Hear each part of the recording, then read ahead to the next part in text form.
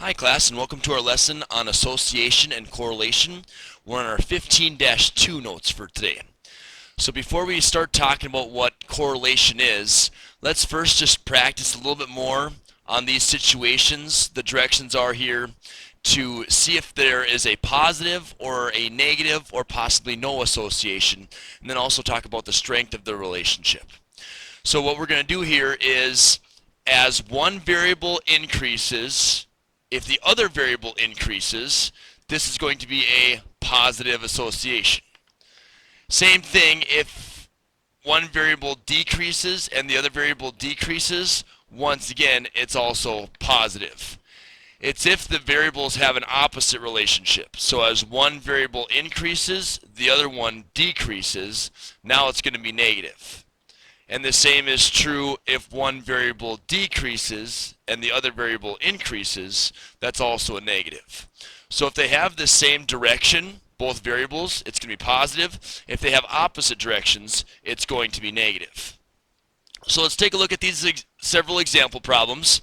The length of a person's foot and their shoe size. Well, as a person's foot goes up, as it gets longer, what would you say about their shoe size? Wouldn't you say it also gets bigger to fit their foot? Absolutely. So this is going to be a positive association. How strong is this? Well, I would say it would be very strong. As a person's foot gets bigger, of course, their shoe size is going to get bigger. So that's going to be a very strong relationship. Very strong. Next thing, number 2, the outdoor temperature and the amount of gas consumed.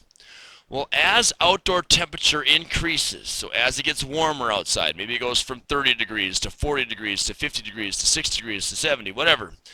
As that goes up, the amount of gas that your car consumes goes down. Your vehicle gets better gas mileage the warmer it is, so it uses less gas. So as it gets warmer outside, your car runs more efficiently and it uses less gas. It has an opposite, or it has a negative relationship, a negative association.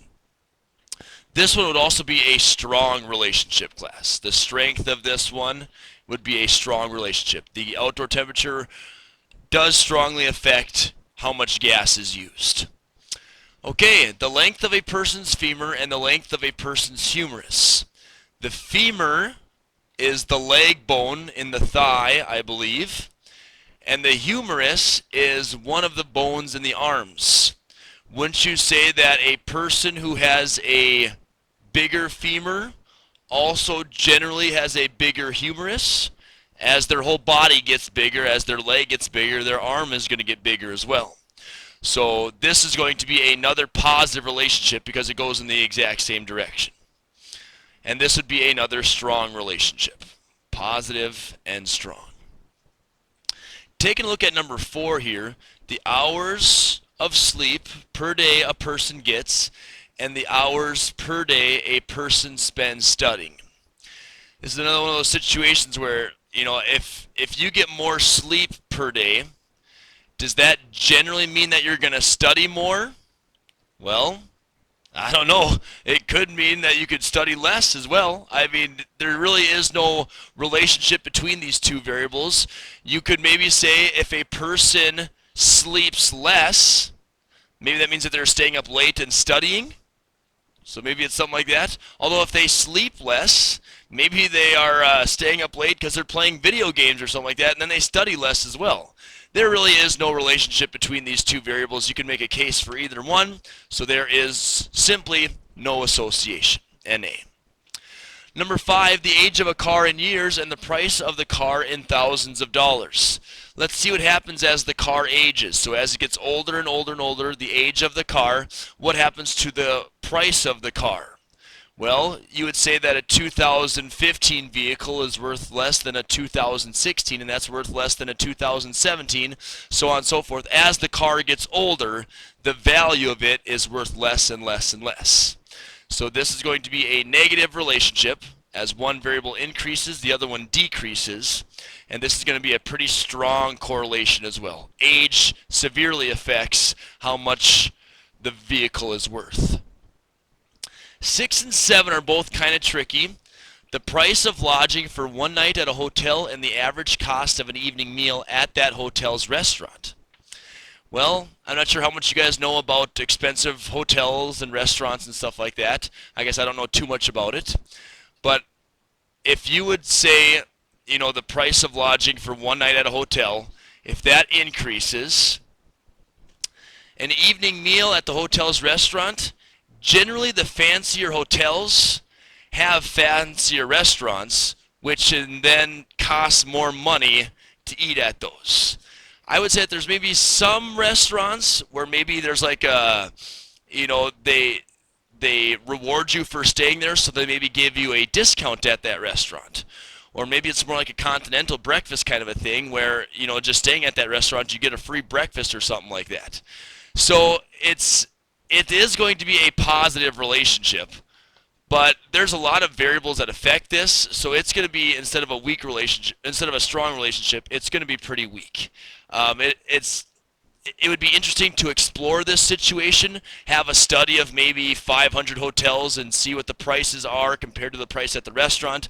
That'd be a fun relationship to explore a little bit, but for now we'll say that it is positive, but it's going to be a weak relationship. Same thing is true here of number 7. If you would say that the annual tuition at a college goes up, so as it goes from like maybe $7,000 a year to $10,000 a year to $15,000 to $20,000, generally the more expensive schools require a higher ACT or SAT score to get into it. But there are, many schools that are cheap that have high students with high ACT scores that enter it, and the opposite is also true. You also have some very expensive colleges, and there are some students that get into those schools with lower ACT or SAT scores.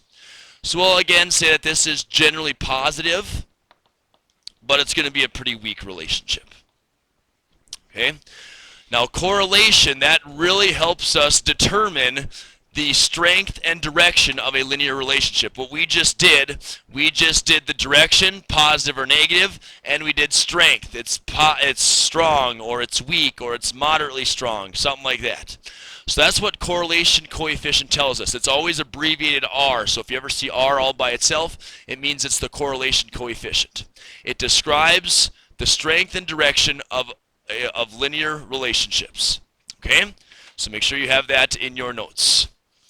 If it's a positive relationship, meaning that if it goes up and to the right, so as one variable increases, the other variable also increases. If the correlation coefficient is positive, it means it's going to be a positive association. Same thing is true of a negative correlation coefficient. If it's a negative correlation coefficient, it's going to be a negative association, which means it's going to go down and to the right. So as one variable increases, the other variable decreases. So it could be positive, it could be negative, or it could be 0. If it's 0, it means that there's no association. There's no relationship between those two variables. You cannot predict one way or the other. It is no association. So let's just talk about these three here for a little bit. Let's bring up the next one first here. R always falls between a positive 1 and a negative 1. So there's no way of getting a correlation coefficient of 2.7 or a negative 5.3. It'll always fall between 1 and a negative 1. Now, a positive 1 means that it is a perfect relationship, meaning as x increases, y increases linear. This, friends, would be a correlation coefficient of 1. If you were to have this on a scatter plot, that perfectly resembles a line. Now, if you were to have maybe some more data entries and it looks like that, that's a strong relationship. It's not 1, it's probably a 0.9. Okay?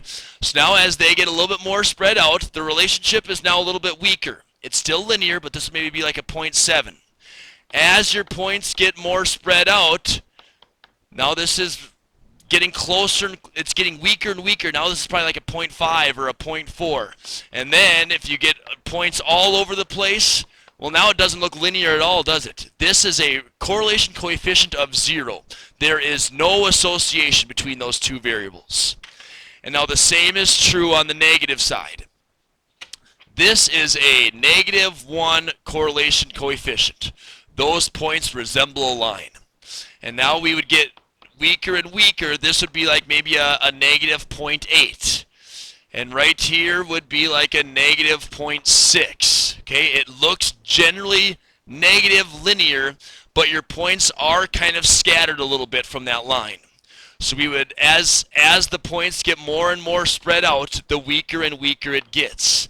This might be a -0.3 or a -0.4. Okay, so that's kind of what it means by correlation coefficient. The closer the values get to a +1 or a -1, the stronger the association. So that means the more linear it gets.